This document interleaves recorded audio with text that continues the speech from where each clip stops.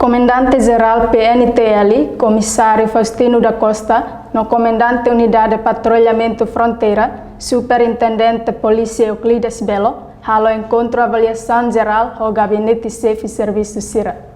Encontro entre Comandante-Geral PNTL, Comissário Faustino da Costa, no Comandante Unidade de Patrulhamento Fronteira, Superintendente Polícia Euclides Belo, o Gabinete Chefe Serviço CIRA, halao e o Comando Geral PNTL kai kolidili terça-feira, Lourenço Nulu Racing nem fulang novembro tinan rihurua Nulu Racing ira. E encontro ne halao mos avaliação ba Serviço Polícia Nacional Timor-Leste PNTL durante estado de emergência. Além de ne colia com a ba preparação PNTL, assegura a atividade importante CIRA, liliu cerimônia aniversário proclamação independência badala hat Nulu Racing nem nebe se celebra e haloron rua Nulu Racing Valu fulang novembro tinang ne e a município Baucau no celebração Natal no tinang Fong. Comandante-Geral PNTL Comissário Faustino da Costa hateten encontro ne produtivo onde continua garantia segurança movimento e harailarang.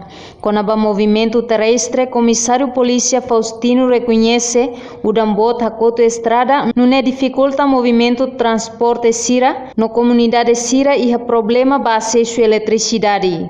Agora a implicação do movimento geral do transporte, né, maka já primeiro que eu tenho acompanha Lanina, o dambot, né? É um município de Valo, um posto municipal de Valo, quase mais de 24 horas lá.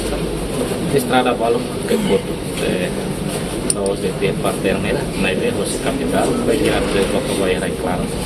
Estamos sem dificuldade até ter esse movimento de transporte. Informação da polícia vai ter.